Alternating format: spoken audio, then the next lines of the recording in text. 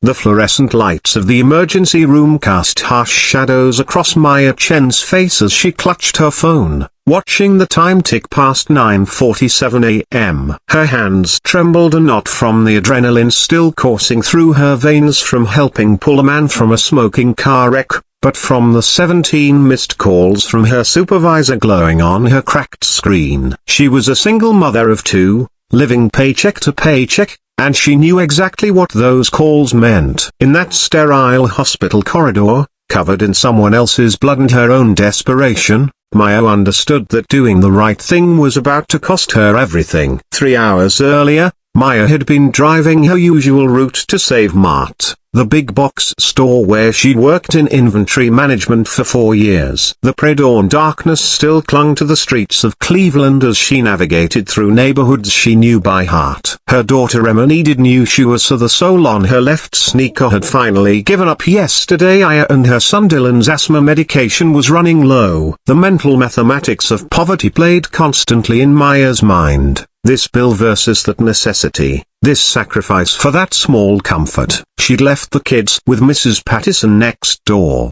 a retired teacher who charged half of what Maya should probably be paying for before school care, but it was what she could afford. "Mama has to go make our living," she'd whispered to Dylan, smoothing his hair as he blinked sleepily at her. At 42, Maya had spent the last 6 years doing everything alone since her ex-husband decided fatherhood was too much pressure and disappeared to somewhere in Arizona. The accident happened on Highway 90, just past the exit for downtown. One moment, Maya was rehearsing how she'd ask her manager about picking up extra shifts during the holidays. The next, a black Mercedes sedan came screaming across the median, flipping twice before slamming into the concrete barrier 50 feet ahead of her. The sound was catastrophic, a metal tearing, glass exploding, the sickening crunch of the vehicle destroying itself. Maya's foot hit the brake instinctively, her heart hammered as she pulled onto the shoulder, her mother's voice echoing in her memory. "We help people, Maya. Always, that's who we are." Other cars slowed, gawked, and kept driving. The Mercedes was crumpled like a discarded soda can, and she could see smoke beginning to rise from the hood. She didn't think. She just moved. "Call 911. She shouted to a man filming on his phone from his car window. Maya ran toward the wreck, her work shoes crunching on scattered glass and debris. The driver's side door was compressed, but she could see a figure slumped against the deployed airbag. A man, maybe in his 50s, blood running down his face from a gash above his eyebrow. "Sir, can you hear me?" She pulled on the passenger door. It opened with a shriek of protesting metal. The smell hit her immediately, gasoline, strong and terrifying. "We need to get you out. Can you move?" The man's eyes fluttered open, confused and unfocused. What happened?" "You were in an accident. I need you to try to unbuckle your seatbelt." Maya climbed halfway into the car, smoke now definitely coming from under the hood, her hands shaking as she reached for his seatbelt. The buckle was jammed, warped from the impact. She could hear sirens in the distance, but they sounded impossibly far away. "I can't. My leg," the man groaned. Maya could see his left leg was trapped under the crumpled dashboard. Another driver had stopped a young woman who appeared beside Maya. "Is he okay? Help me get him out," Maya commanded, surprised by the authority in her own voice. Together, they pulled, leveraging against the seat while the man cried out in pain. The smoke was getting thicker. Maya's nursing instinct from the 2 semesters of community college she'd completed before money ran out kicked in. "On 3, we pull hard. 1, 2, 3. The man came free with a sickening scrape, and they half carried, half dragged him away from the vehicle. They'd barely made it 30 feet when the engine caught fire, flames licking up from under the hood. The heat was intense even from that distance. The man was mumbling something, disoriented, definitely concussed. Maya checked his pulse, rapid but steadier, and positioned him on his side in case he vomited. "Stay with me, sir." "What's your name?" "James." "James Whitmore." His eyes tried to focus on her face. You saved Don't talk. Save your energy. Ambulance is almost here. She pulled off her jacket and pressed it against the bleeding wound on his head. Her white Save Mart polo was already stained with his blood, her hands sticky with it. She noticed his watch, some brand she didn't recognize but looked expensive enough to pay her rent for 3 months. His suit, even torn and bloody, was clearly tailored. The paramedics arrived and took over. Maya tried to slip away, suddenly aware that it was 7:23 a.m. and she was supposed to clock in at 7 o'clock.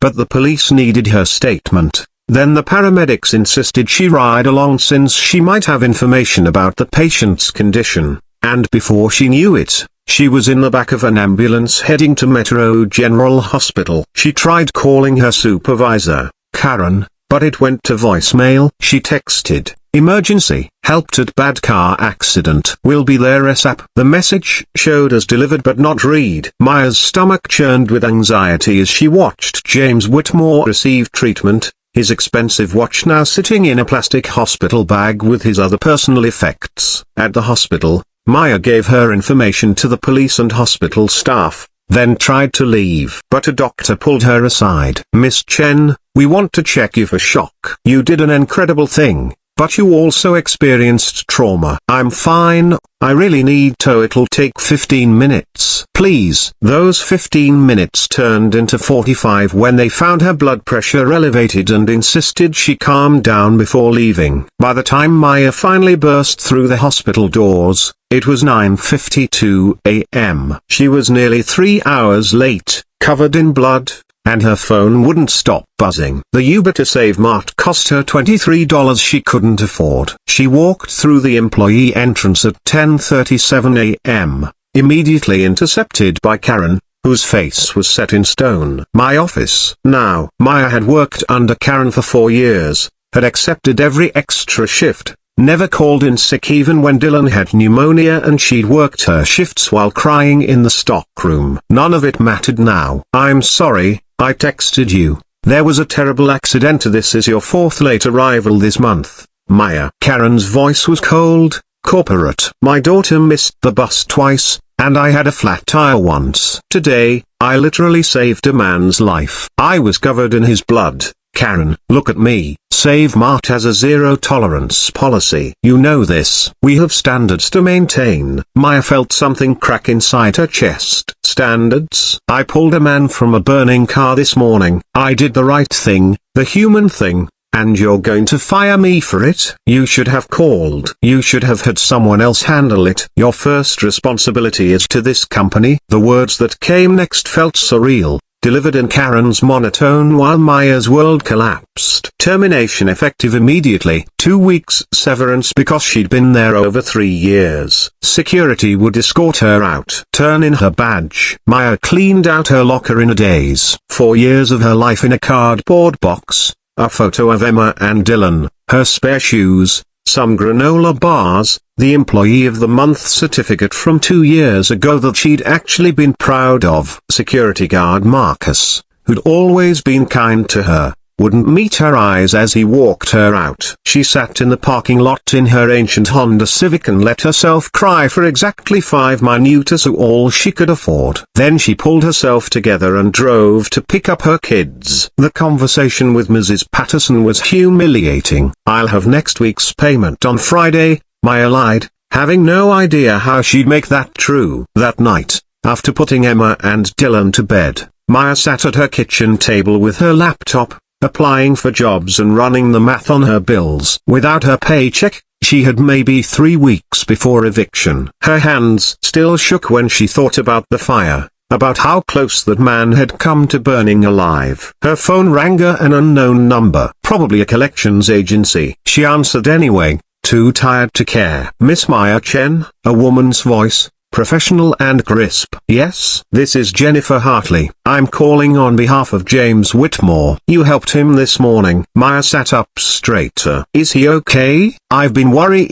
He's stable, thanks to you." "Miss Chen, Mr. Whitmore would like to meet with you tomorrow if you're available. He's at Metro General, Room 412. Oh, I don't need thanks. I'm just glad he's alive. Please. He's quite insistent. Would 11 a.m. work? Maya had nothing but time now. Yes, I can do that. The next morning, Maya dressed in her only nice outfit to a navy dress she'd worn to her cousin's wedding 3 years ago and took the bus to Metro General. Room 412 was in the private wing, the kind with actual art on the walls instead of health and safety posters. James Whitmore was sitting up in bed, his head bandaged, his leg in a cast. But his eyes were alert and warm as Maya entered. Another man in an expensive suit stood by the window, and a woman sat in a chair with a table letter. The voice from the phone call, presumably Miss Chen. Please, sit. James gestured to a chair. How are you feeling? Maya almost laughed. Shouldn't I be asking you that? I'm alive because of you. The fire investigators said the car was minutes from a full explosion. You risked your life for a stranger. He paused, studying her face. Jennifer told me you were hesitant to come. Why? Maya shrugged, uncomfortable with the attention. I just did what anyone would do. But they didn't. Dozens of cars drove past. You stopped. James shifted, wincing slightly. I asked Jennifer to do some checking. I hope you don't mind. You work at Save Mart? Inventory management? Past tense. Maya thought bitterly. I did. Actually, I was fired yesterday for being late. Because I was here, at the hospital, covered in your blood, giving police statements. The room went silent. The man by the window looked shocked. Jennifer's fingers flew across her tablet. James's expression hardened. They fired you? For saving my life, for being late. Third strike policy or something. It's fine. I'll find something else. The light tasted sour, but Maya had her pride. Miss Chen, Maya, may I ask you something personal? Do you know who I am? Maya looked at him, really looked. Something tickled at her memory. His face seemed vaguely familiar, but she couldn't place it. Should I? The man by the window actually smiled. James laughed, then winced and touched his ribs. Most people in Cleveland do. I'm James Whitmore. I own Whitmore Industries. The name hit Maya like a physical blow. Whitmore Industries, the massive conglomerate that owned half the commercial real estate in Ohio, the shipping companies, the manufacturing plants, the Whitmore Foundation that funded the children's hospital where Dylan had been treated for his asthma. She'd walked past the Whitmore building downtown 1,000 times. Oh my God. I was on my way to a board meeting when I fell asleep at the wheel. Stupid, inexcusable. And you, a single mother working an hourly job, stopped to pull me from a burning car. Then you lost your livelihood because of it. James leaned forward. I want to offer you a job, Maya. A real one. Maya's heart was pounding. Mr. Whitmore, I appreciate it, but I don't need charity. Oh, it's not charity. I need someone I can trust. Someone who makes the right choice even when it costs them everything. How does Director of Community Outreach sound? You'd oversee our charitable programs, connect with the communities we serve, make sure we're actually helping people who need it. The number he named as salary made Maya's vision blur. It was more than triple what she'd made at Save Mart. Health insurance, retirement plan, college fund matching for her kids. I don't have a degree. I dropped out of college. We'll pay for you to finish if you want. But Maya, you have something more important than a degree. You have character. You have compassion. Those can't be taught. James smiled. What do you say? Maya thought about Emma's shoes with the broken sole. About Dylan's inhaler that she rationed because refills were expensive. About Mrs. Pattison's payment and the stack of overdue bills on her kitchen counter. About choosing between electricity and groceries. But mostly, she thought about her mother's voice. We help people, Maya, always. When do I start? 6 months later, Maya stood in her new office on the 15th floor of the Whitmore building, looking out over Cleveland as the sun set. On her desk was a framed photo of Emma and Delano. Emma wearing brand new sneakers, Dylan healthy and happy, both kids grinning at their mum who'd somehow, impossibly, turned their lives around. Her phone buzzed. A text from James. Board meeting in 10. They're going to love your proposal for the scholarship program. Maya smiled. straightened her blazer, still getting used to wearing professional clothes that actually fit her, and grabbed her tablet. The scholarship program would help single parents finish their education while working. It would cover childcare, books, tuition, everything she needed and never had. She passed her reflection in the window and barely recognized herself. Not because she looked different, but because she looked like someone who belonged here. Someone whose kindness had been rewarded instead of punished. That night,